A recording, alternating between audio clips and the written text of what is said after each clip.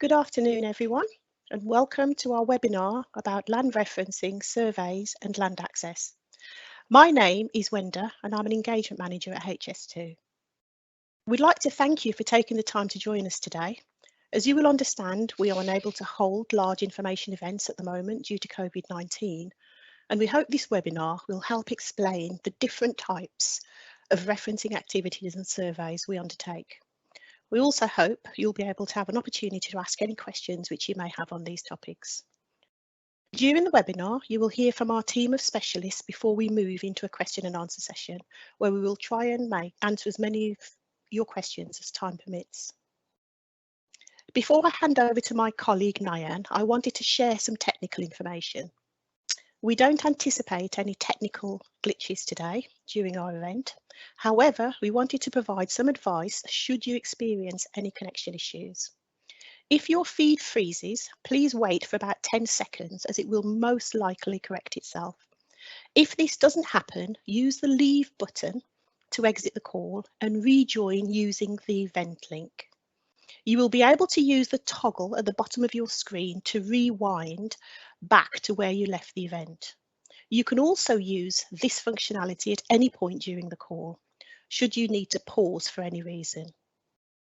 If there is a freeze or you disconnect and you're unable to rejoin due to a wider Microsoft incident, we will email you with further information.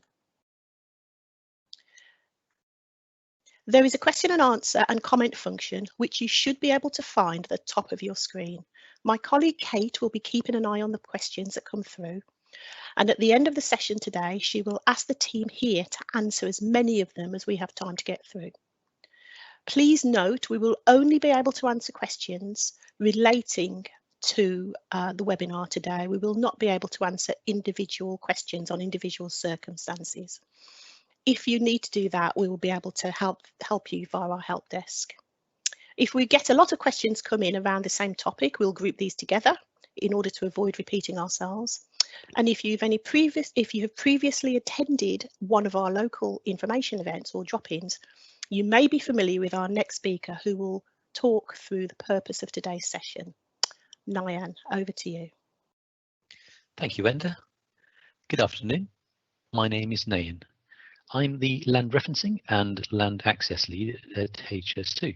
I'll be presenting 6 slides about land referencing, including what is land referencing, why we need to do it, and what it means for you as stakeholders.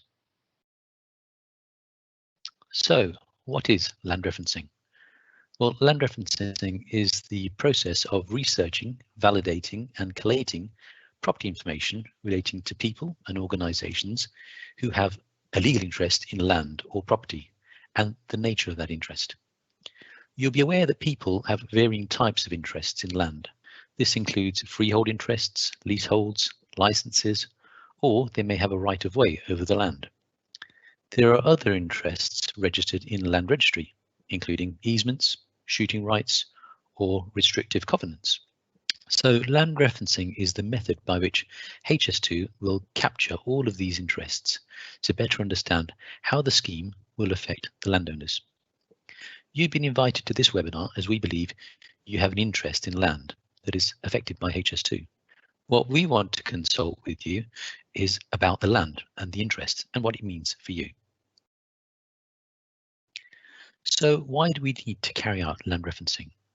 Well, HS2 will soon be depositing a bill into Parliament.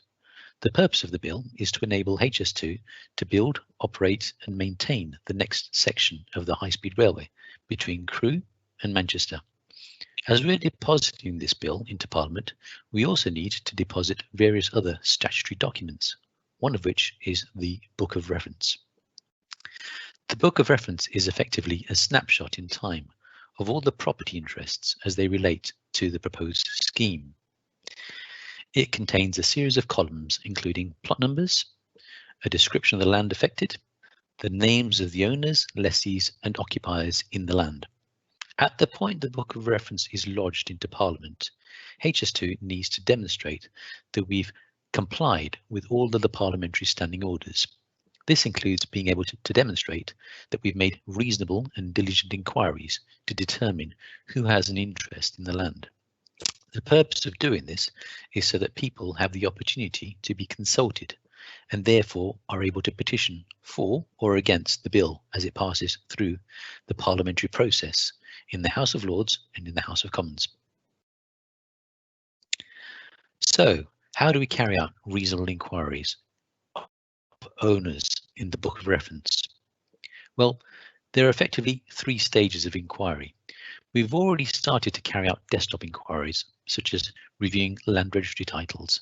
For businesses, we've also consulted with the online Companies House portal to understand the nature of business interests. We've also started to review the electoral register and any other publicly available online sources of information, such as Charities Commission websites or Royal Mail.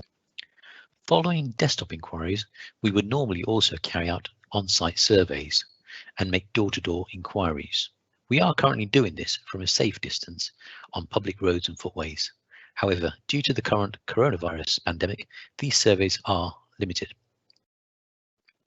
One of the most important elements of land referencing is to consult with landowners and requesting them to complete the land interest questionnaire and confirmation schedule. These questionnaires have previously been sent through the letterbox. However, this year we're also introducing online questionnaires which enable the landowner to complete the LIQ more efficiently over an online portal. Once the inquiries are complete, we will then need to serve statutory notices. I'll come on to that a little bit later on in the presentation. So the LIQ is effectively a questionnaire which requests information about your property, including the description of the land, your interest in it, and any interests other than your own, such as people who may be able to pass through the land, or cables or apparatus which may be under the land. The LIQ is attached with a set of handy guidance notes. They're intended to help you complete the form with useful notes about each question. It's also attached with a plan that marks your property so that you can easily locate the land within the area we're referring to. We've also provided contact details of our land referencing suppliers who will be able to help complete the form over the phone. Once you've completed the form, we ask you to return it in the prepaid envelope provided. We appreciate that the LIQ is quite a wordy document, and we're therefore also offering to reimburse a fee of £250 if you choose to appoint a land agent to complete the form on your behalf. We will pay this fee where the LIQ and the confirmation schedule is fully completed in time to submit the Book of Reference.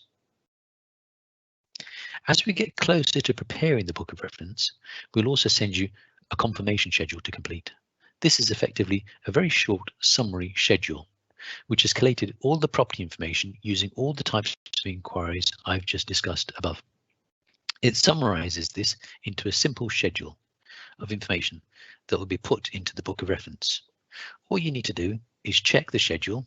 If the information is correct, then tick the box, sign and date the form, and return it in the prepaid envelope provided. At the point the bill is deposited into Parliament, we'll also need to post statutory notices on site.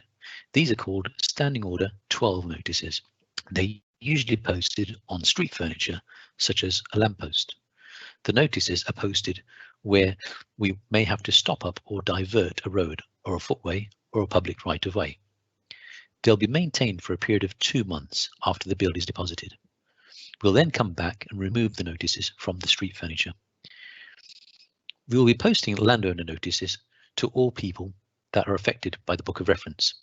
These are legal notices setting out your interest in the land and the powers we're proposing to take over it. The landowner notice is a legally worded document, but it's also accompanied with a letter worded in plain English to help you understand this. The letter also provides details of locations where the hybrid bill documents will be deposited for public inspection. They're normally locations such as local authorities, town halls or libraries where people can go and view the documents. Most importantly, the letters will also give you information about how to petition for or against the bill in Parliament. so that you can make your voice heard through the judicial process. Thank you for listening to this part of the presentation. I'll now hand you over to Scott, who will talk to you about land access licenses.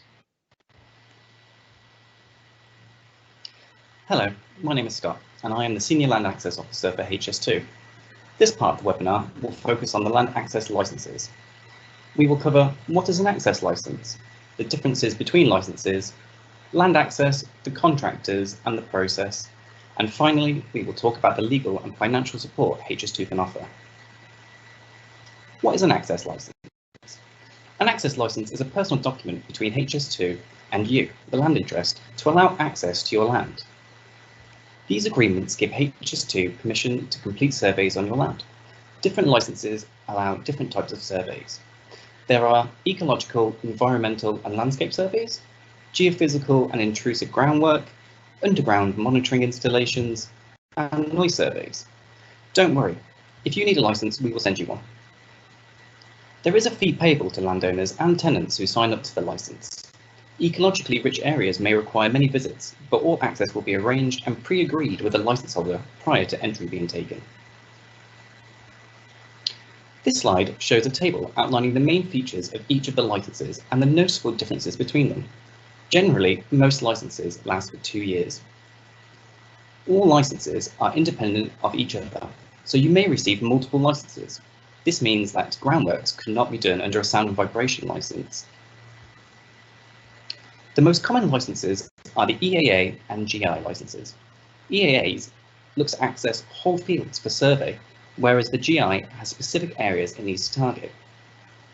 Fees for ecological work can range from £170 to £350 per visit and up to £1,000 for ground investigation.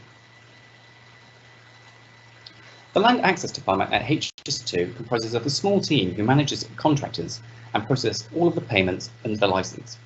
Our contractors, WSP, support us in this. Firstly, if you receive a license and are unsure what to do, get in contact with us at HS2 or with our suppliers, WSP. WSP will also call you to see if you've received a license and help you if you notice any mistakes. Once you have signed the license and returned it, they will look to see whether all consents have been granted and notify the surveyors that the land is available for access.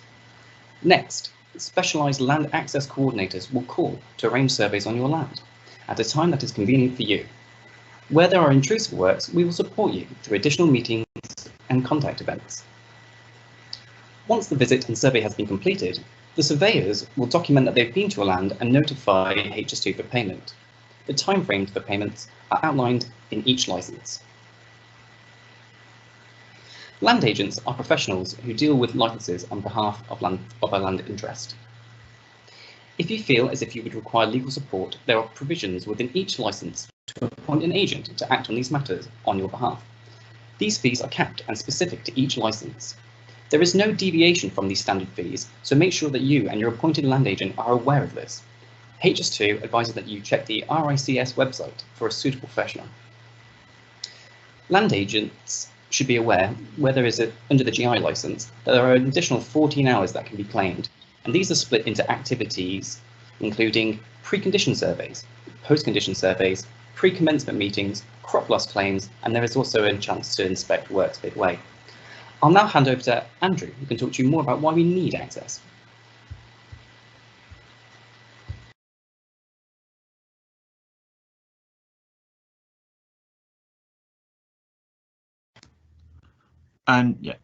Good afternoon. My name is Andrew and I'm a Senior Environment Manager within the Environment team at HS2.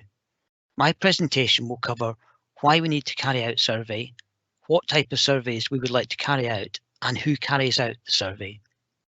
I will also touch on how we manage the process.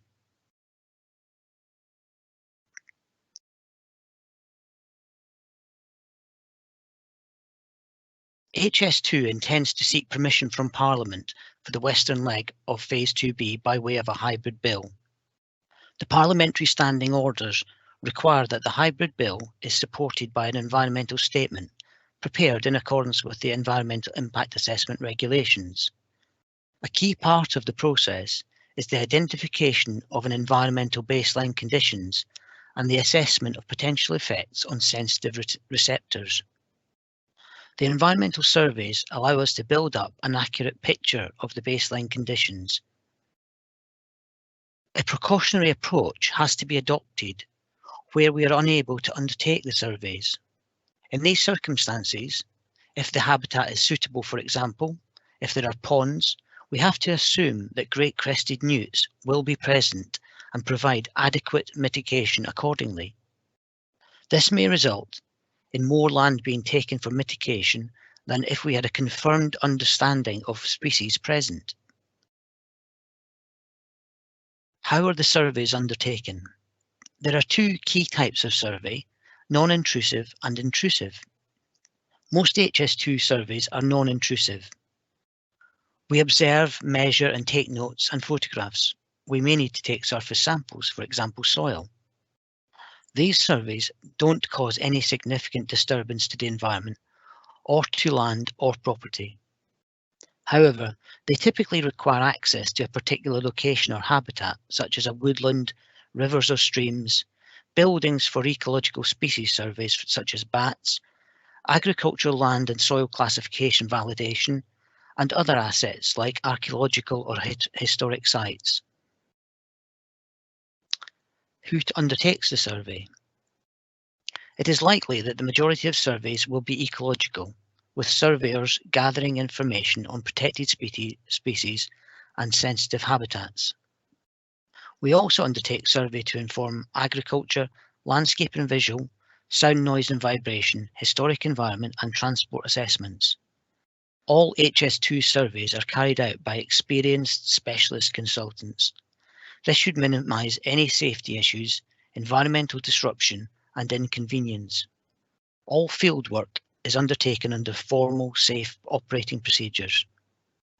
All HS2 approved contractors hold suitable and sufficient public liability insurance cover underwritten by Lloyd's of London to identify private land and property owners in the event of any damage caused to private or public land and property as a result of their activities. The land access coordination process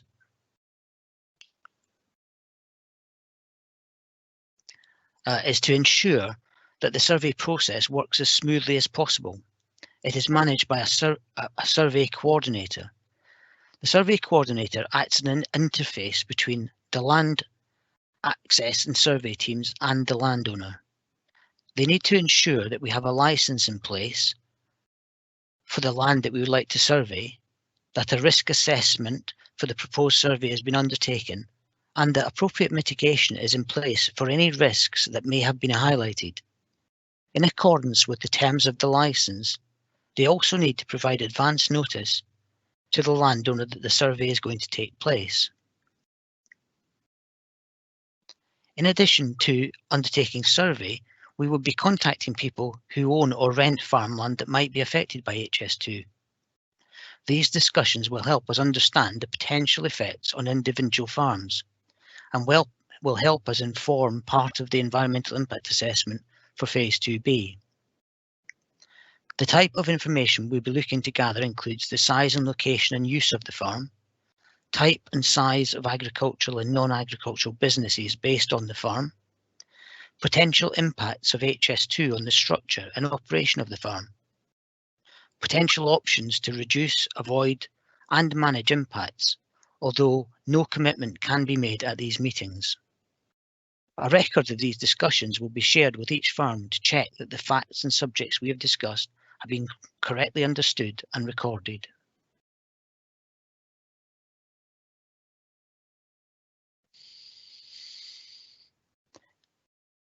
We have prepared a non-technical guide which provides further information on surveys, which is available on request via our help desk.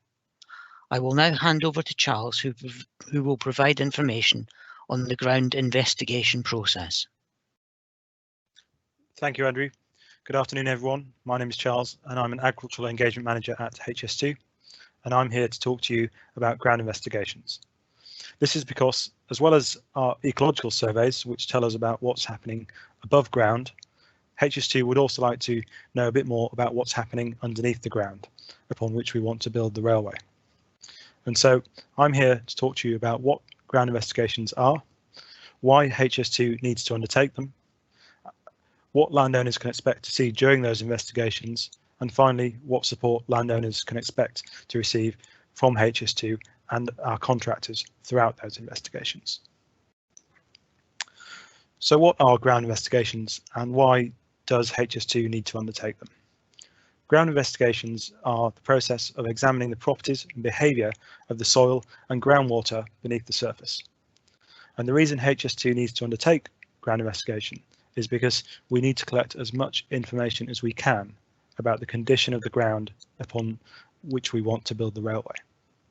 This information is crucial to the construction of any large infrastructure project like HS2, as unforeseen ground conditions have shown to be one of the biggest causes of cost and time overrun on just about every major infrastructure project. So I'm sure you can appreciate that ground investigations are an essential part of any pre-construction works that we do, especially in areas with a history of mining and ground instability. The hope is that the use of early ground investigations will enable our engineers and designers to resolve any ground-related problems now, whilst we can prepare for them rather than later. So there are three types of ground investigations that we use to obtain ground information. The first, surface investigation techniques. These take place above ground and are relatively discreet and unintrusive, and they are used to collect surface data within the surface and topsoil layers of the ground. In-ground investigation techniques. These explore the soil below the surface, known as the subsoil, and are naturally more intrusive. They usually involve the use of investigation pits and boreholes, and typically take a few days each to complete. We also undertake a series of laboratory investigations on all of the samples that we collect. This is to identify the rock type and the permeability of the ground. So to give you a bit more detail, here are some of the surface investigation techniques that we use. As you can see, they're all above ground and non-intrusive. All take about a day to complete and are nearly always act as a general kind of reconnaissance ahead of any later in-ground investigations. The main purpose of these techniques is to identify any unknown utilities or historic structures underneath the surface, perhaps an old water pipe or land drain, for example. These techniques survey the whole of the land parcel in question, as opposed to a very specific location you would expect from a in-ground borehole. And here are some of the in-ground investigation techniques that we use. As you can see, these are a little bit more intrusive and naturally take a bit longer to conduct. Typically, these investigations take about a week each for a borehole, including time for assembly and disassembly. For this reason, we look to group all of our different types of investigations into a package of surveys for any particular parcel of land that we are looking to investigate. This is to minimise disruption to the landowner. So, as part of HS2's commitment towards being a good neighbour, every landowner who agrees to let us conduct early ground investigations on their land will be invited to a one-to-one meeting with HS2 and our contractors, Balfour Beatty, who will be the 24/7 point of contact throughout the works. We call these meetings pre-commencement meetings. The purpose of these meetings is to establish a relationship between the landowner and our contractors, to explain the nature of the works in more detail, to clarify any license conditions or queries, to identify any access restrictions there may be, such as a narrow gateway or power line, weight limit, for example, and generally to listen to the concerns of the stakeholder and landowner and discuss how those concerns might be mitigated.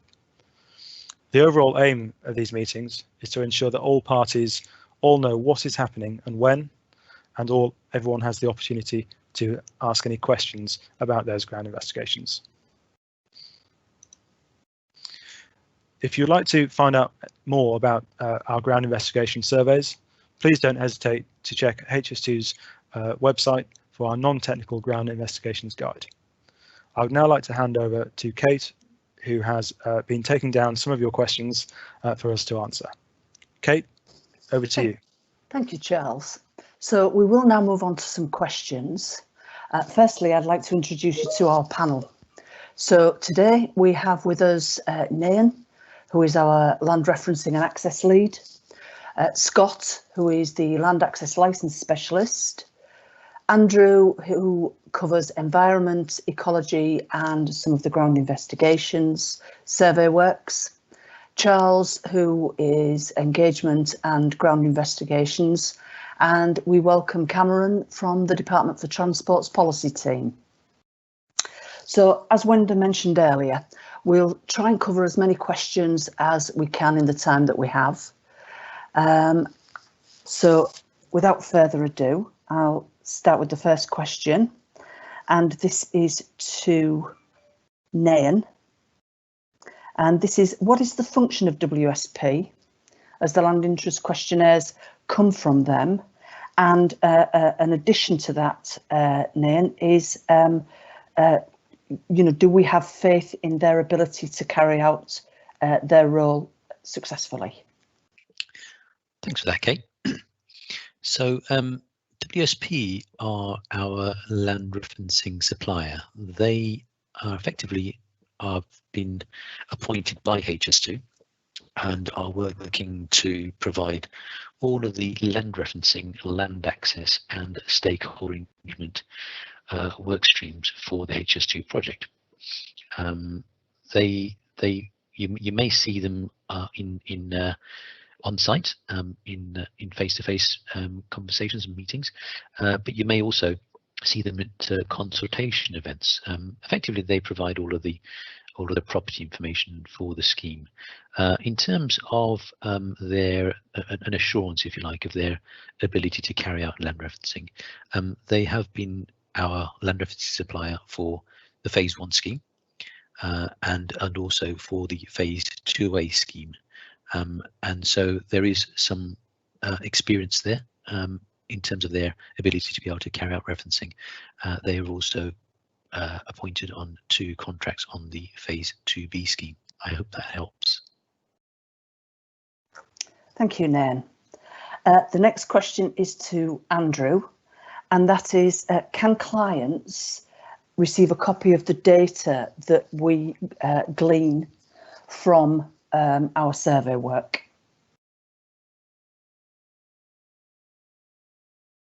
Thank you, Kate. Well, the primary purpose of gathering the survey information is obviously to inform the environmental impact assessment and the ultimate environmental statement that goes forward into the parliamentary process.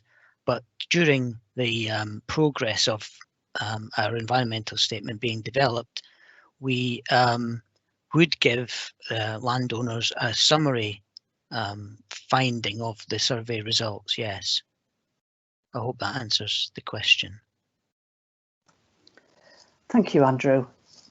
And my next question is to both Andrew and Nayan, and that's, what if clients don't want HS2 on the land because of COVID-19? And in addition to that, what measures have HS2 got in place to keep stakeholders safe?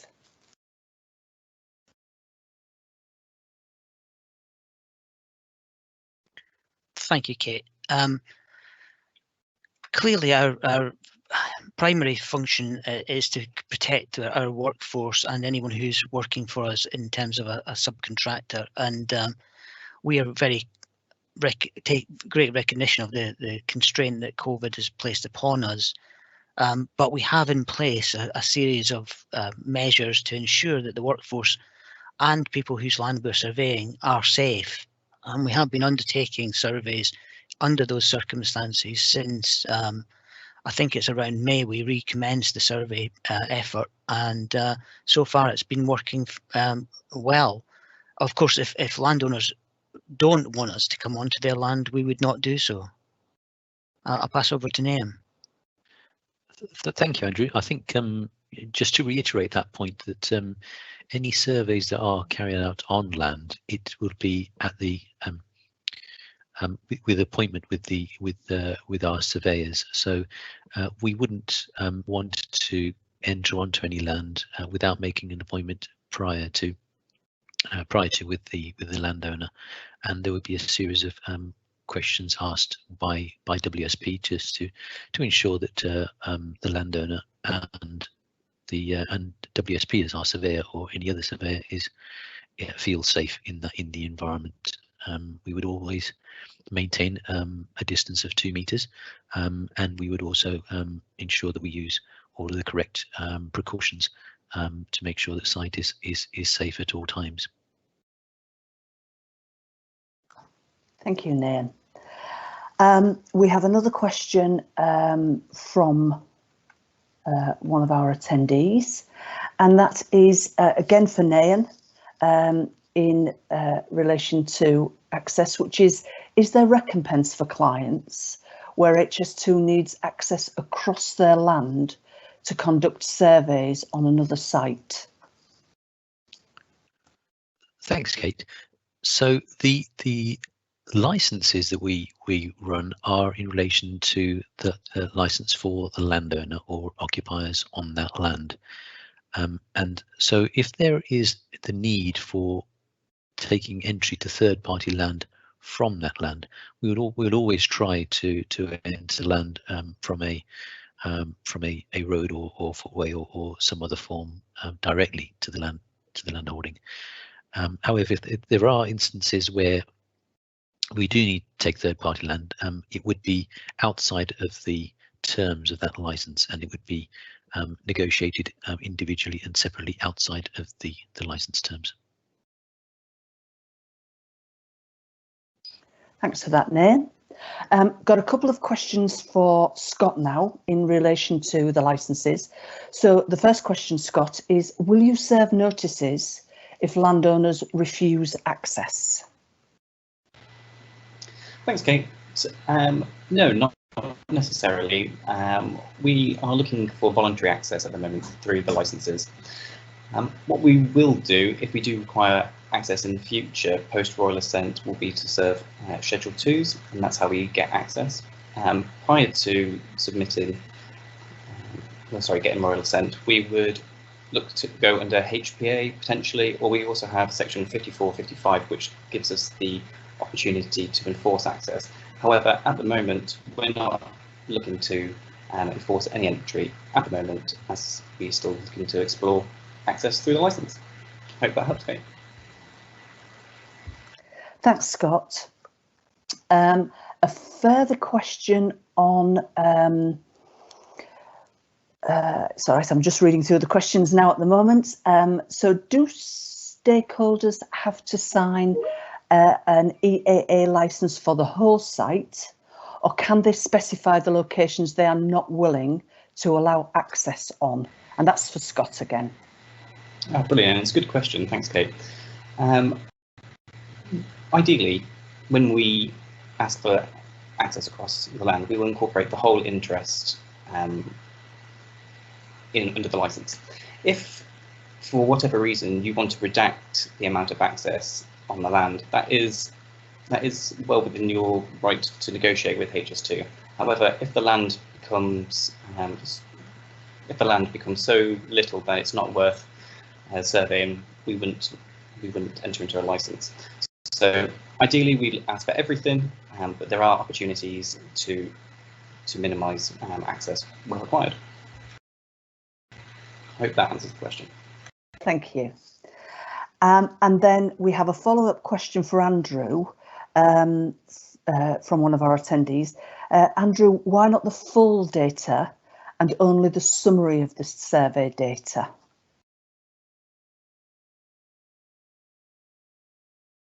Thank you, Kate. I think, as I said in the previous response, the primary purpose of gathering the survey information is to inform the environmental impact assessment. And clearly, as a public organisation, we have to be careful about where our resources are being spent, and to divert our specialists to providing lots of information as we went through the process. We don't think would be appropriate use of our resources. We think that their focus should be maintained on producing the environmental statement, and so we've come to the conclusion that the provision of a summary of the survey data for landowners is an appropriate use of our resources. Thank you, Andrew.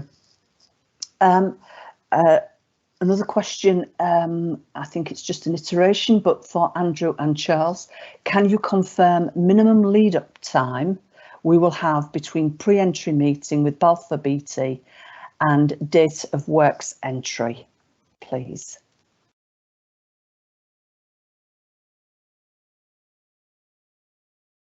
We'll start with Andrew and then move to Charles if we may, or... Sure, okay, I'm happy to take this one. Lovely. So in terms of when we would look to start pre-commencement meetings, we would look to hold these about 6 weeks prior to works starting. Now, we do have flexibility as to when those meetings can be held, because each meeting is very much a bespoke meeting to that landowner's circumstances and the nature of the works that we're wanting to do on their land. We wouldn't want to do the pre-commencement meeting any later than 6 weeks, because a big part of that meeting is actually a learning exercise for HS2 and Balfour Beatty to understand the layout of your land and any particular needs or requirements that need to be met ahead of those meetings, so that we can plan. 6 weeks is the answer to that. Thank you, Charles. I think we have another one for Andrew, which is what safeguards are in place for surveyors attending at night?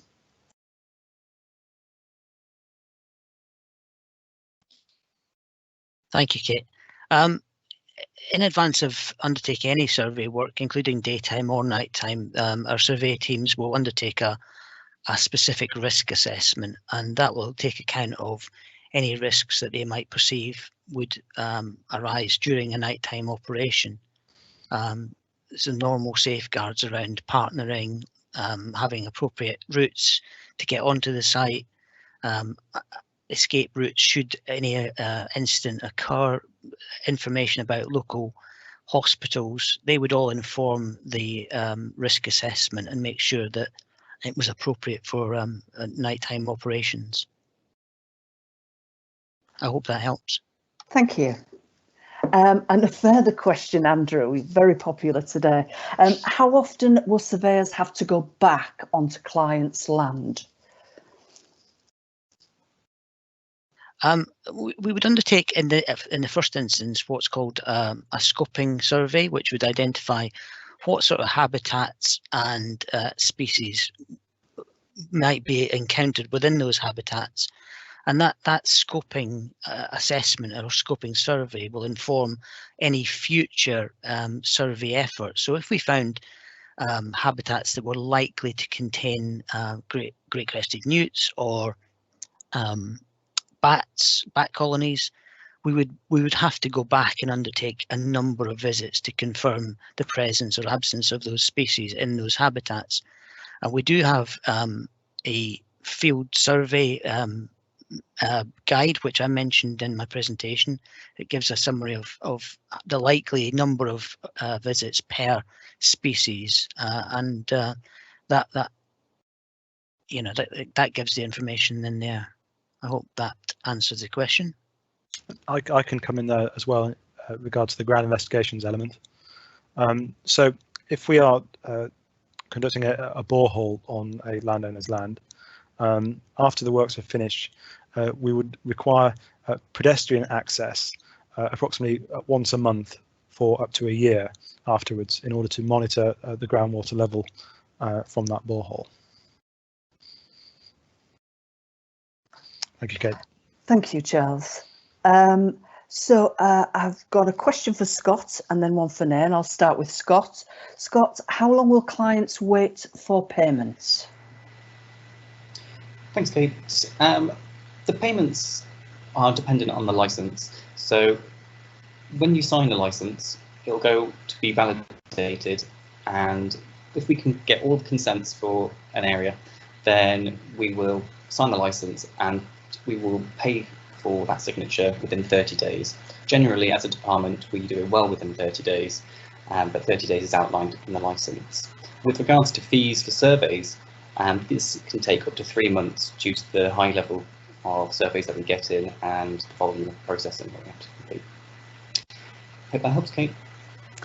Thanks, Scott. And then for Nayan, do stakeholders have to complete a second questionnaire if they have already completed one?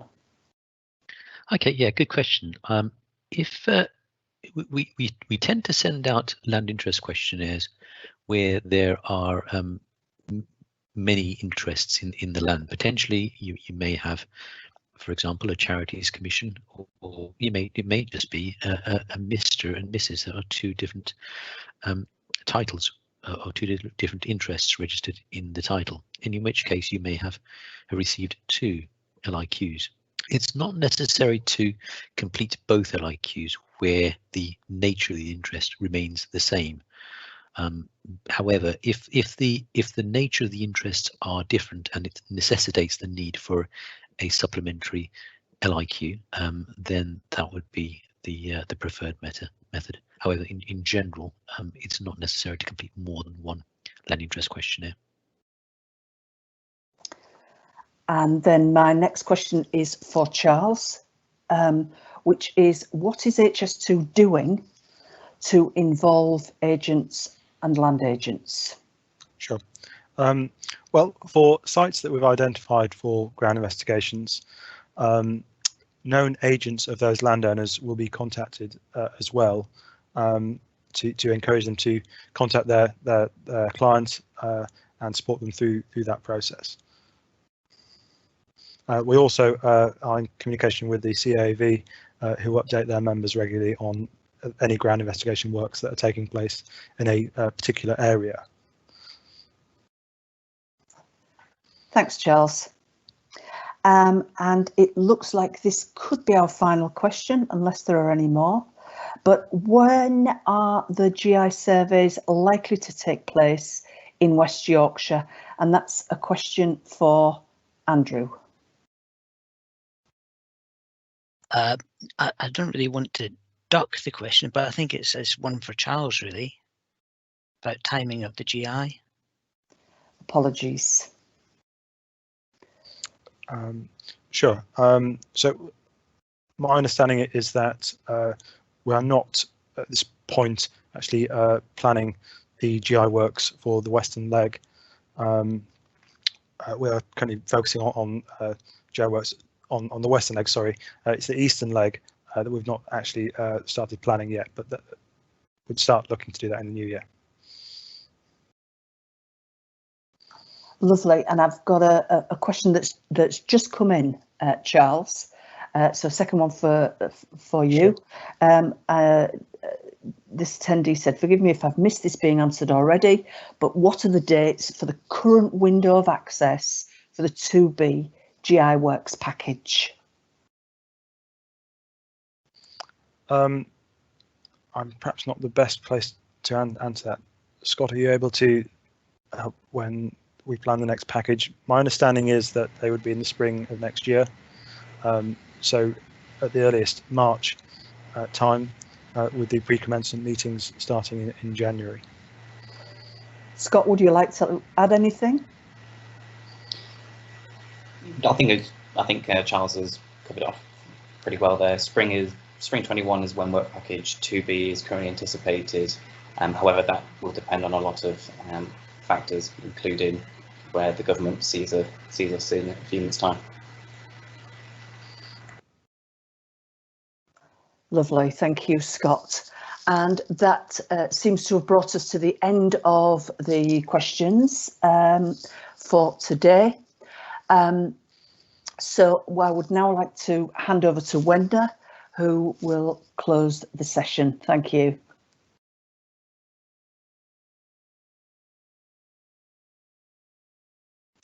Thank you everyone for your questions. I hope that you found today's webinar useful. All of the information my colleagues have talked about today can be found on the HS2 website. You can access this via www.hs2.org.uk. If you have any questions or need help accessing the information, please contact our help desk on 08081 434 434 or by Minicom on 08081 456 472. Alternatively, you can email us at hs2inquiries hs2.org.uk. Thank you again for joining us.